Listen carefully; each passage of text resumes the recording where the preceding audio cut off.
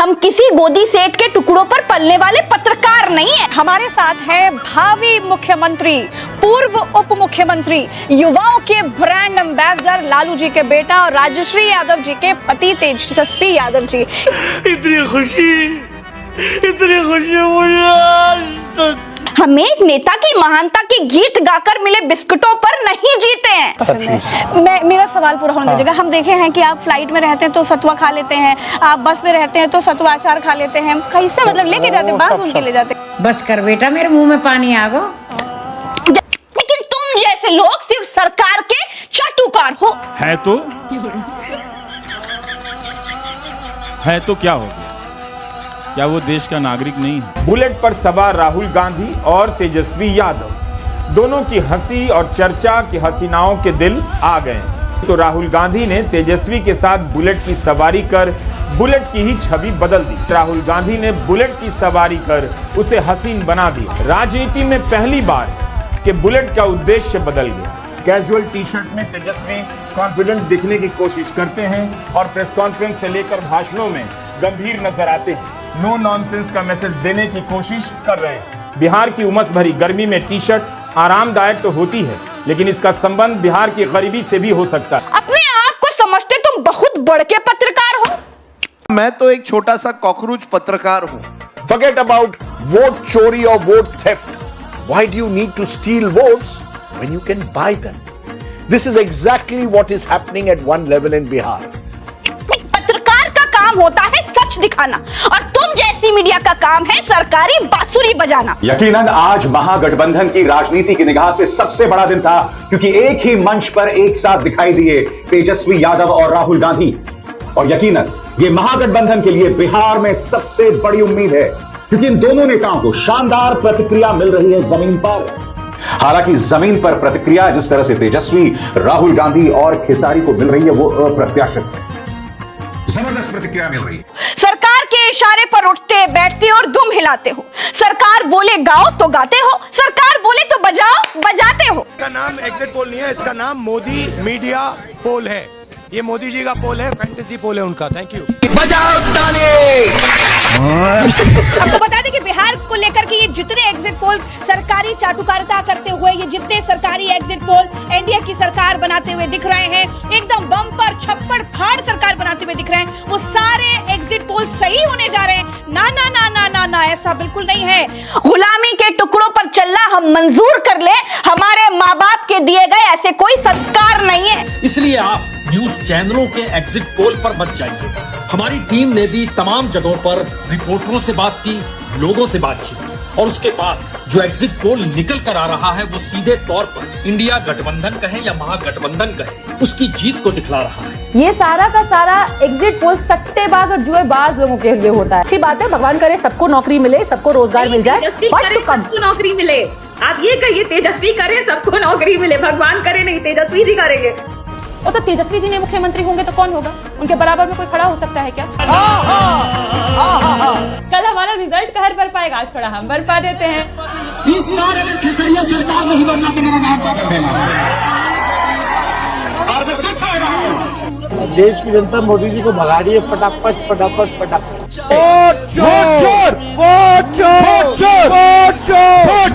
अरे हिम्मत। आप अपने शपथ ग्रहण समारोह में बीजेपी शासित प्रदेशों के मुख्यमंत्री, प्रधानमंत्री और जो आपके साथ क्रिकेटर हैं उनको बुलाएंगे क्या?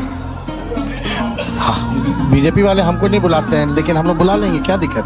कि 14 तारीख को रिजल्ट होगा और 18 तारीख को ओथ सेरेमनी होगा। कई मंत्रियों ने पैकिंग शुरू कर दी घर खाली करने के लिए।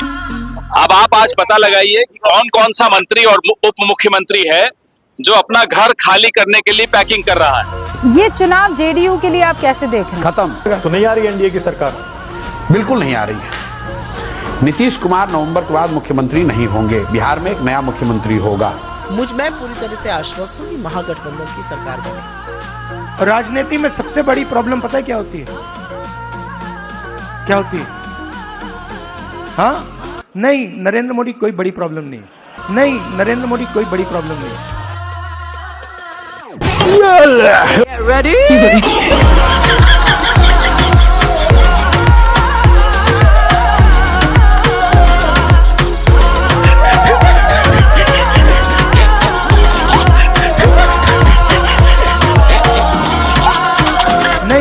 नरेंद्र मोदी कोई बड़ी प्रॉब्लम नहीं।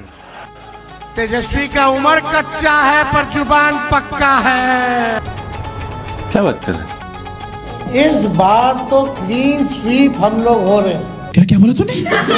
इस बार तो क्लीन स्वीप हम लोग हो रहे हैं पर जुबान पक्का है। तो एनडीए की बहुत बड़ी जीत हुई है और अभी की बड़ी खबर आपको बता दें, बीजेपी आला कमान से बात हुई है ऐसा। The NDA has swept back to power in Bihar as the Modi-Nitish combo lead the alliance to a landslide victory. जनता ने आपको हराया नहीं है, कूट दिया है लिटरली। वो कूट देना कहते हैं ना, हमारी तो हैसियत नहीं, हम तो नहीं कूट सकते, लेकिन जनता ने कूटा है।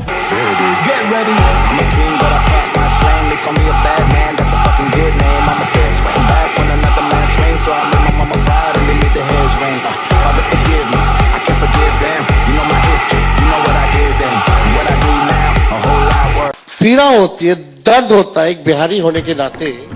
This is not called democracy.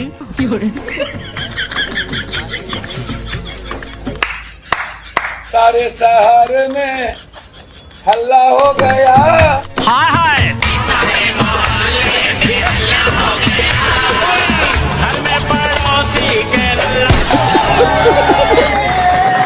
हमें हराने के लिए कोई माई का लाल पैदा नहीं हुआ है।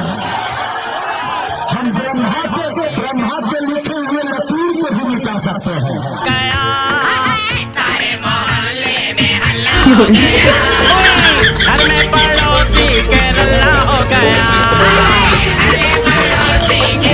Bye bye, tata, good bye, गया।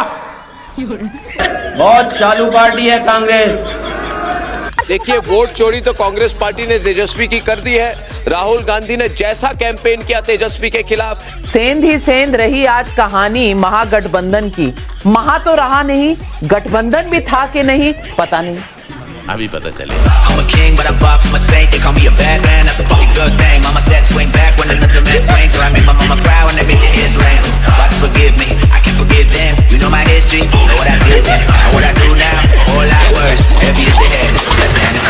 ये कांग्रेस फिर शुरू हो गई है कि भाई आप लोग वोट चोरी कर रहे हैं। पीटो छाती, छाती पीटो, पीटो पीटो, प्रोग्राम पे पीटो छाती। मेरे इतने करीब मत आओ, मैं तुम्हें बर्बाद कर दूंगी। मैं बर्बाद होना चाहता हूँ। असंभव, असंभव।